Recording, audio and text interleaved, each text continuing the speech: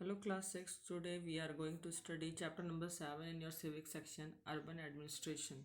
In this chapter we study about how the management of the whole urban area or the cities can managed by whose authority or those authorities who administer that urban organizations or urban administration, those are called as municipal corporations. Okay, so let me discuss about the municipal corporation and their works in this chapter.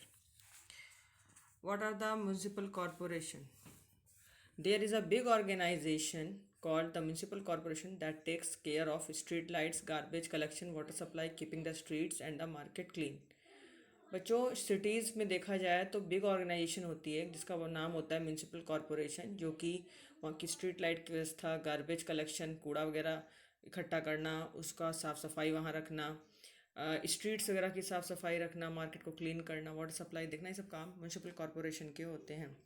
Municipal corporation का काम ये भी है कि disease वगैरह से भी सबको क्या कहते हैं कि एकदम प्रिकॉशनरी रखना और डिजीज़ को दूर करने के लिए हॉस्पिटल्स वगैरह, डिस्पेंसरीज, स्कूल्स जो सिटीज़ में बाकायदा उनके सब रख रखाव अच्छे हों, गार्डन्स वगैरह का रख रखाव हो, उनका मेंटेनेंस करना, ये सारा काम म्यूनसिपल कॉरपोरेशन का होता है।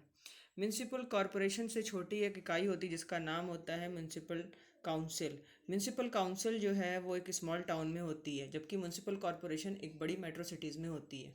तो म्यूनसिपल कॉरपोरेशन का जो काम मेट्रो सिटीज़ में है, क्लीनिंग का, मैनेजमेंट का, वही सारा काम स्मॉल टाउन एरिया में म्यूनसिपल काउंसिल का होता है। ठीक है, अब आता है कि वार्ड और काउंसलर्स कौन से होते हैं, जो एडमिनिस्ट्रेटिव स्टाफ कौन होता है, मतलब म्यूनसिपल कॉरपोरेशन में जो काम करने वाला एडमिनिस्ट्रेटिव स्टाफ होता है, हम उसकी बात करेंगे। Cities are usually quite large, so the municipal corporation has to make a lot of decision as well as do a lot of work to keep the city clean.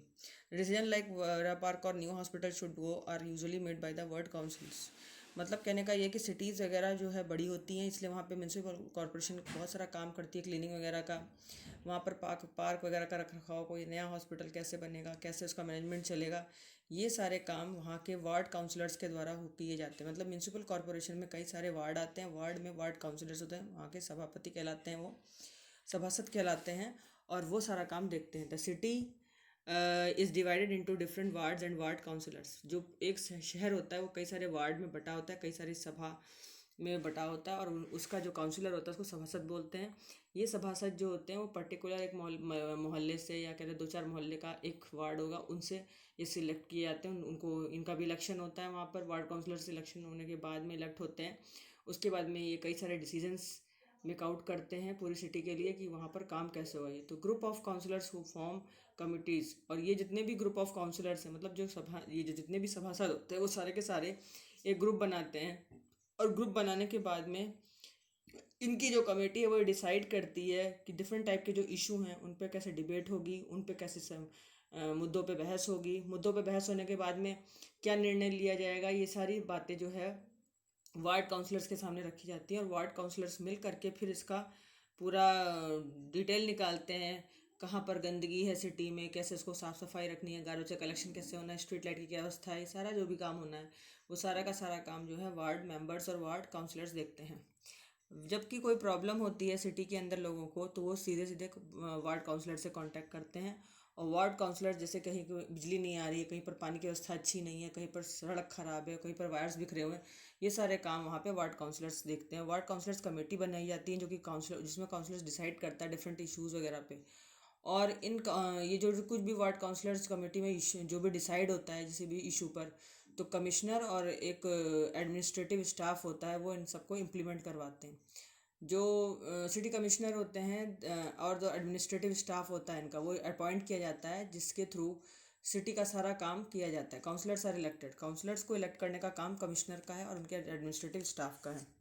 जितने भी ward members होते हैं, ward counsellors होते हैं, ये महीने में 1-2 बार meeting रखते हैं अपनी और बजट बनाते हैं कि कितना मनी कहाँ पर खर्च होना है। और वार्ड काउंसलर ये भी ट्राई करते हैं उसमें कि उनकी जो सारी डिमांड्स हैं वो पूरी काउंसिल में रखी जाए और उसके बाद उनको पूरा करने की पूरी कोशिश की जाए। उनके जो भी निर्णय होते हैं उस पर वो इम्प्लीमेंटेशन करते हैं, इस एडमिनिस्ट्रेटिव स्टाफ के द्वारा इम्प्लीमेंट कराया जाता है। अब आता है कि म्यूनसिपल कॉरपोरेशन को मनी कहाँ से मिलता है।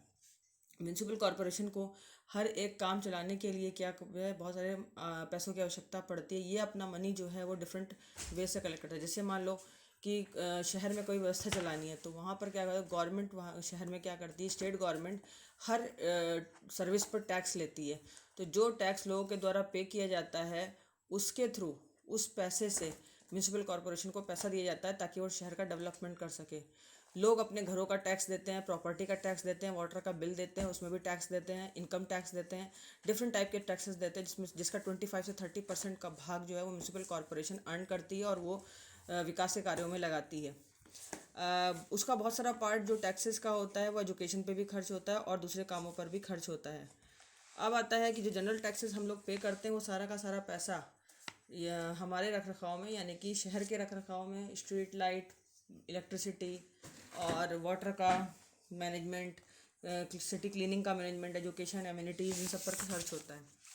इसके बाद आता है कि जो वर्क है म्यूनसिपल कॉरपोरेशन का वो कैसे किया जाता है।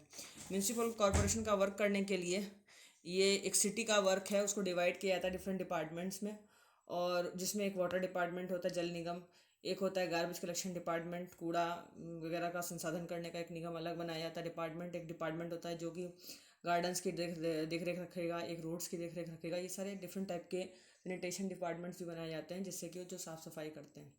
तो इन सब डिपार्टमेंट वाइज जो है काम को बांट दिया जाता है और वो सारे जो है इनका रखरखाव करते हैं। अब इसके बाद आता है कि कभी भी कोई अगर प्रॉब्लम होती है किसी भी व्यक्ति को, जैसे किसी मोहल्ले में अगर कोई प्रॉब्लम है तो वो लोग क्या करते हैं, वो लोग पूरी कम्युनिटी मिल के, मतलब पूरा समुदाय मिल करके उस चीज़ का प्रोटेस्ट करते हैं, उस चीज़ का विरोध करते हैं, और उस चीज़ का विरोध जो है वो म्यूनसिपल कॉरपोरेशन के आगे, नगर पालिका के आगे, या कह लीजिए कमिश्नर के आगे करते हैं। कमिश्नर उनकी मीटिंग को बुलाता है, बैठ बैठ के उसकी बात को सुनता है।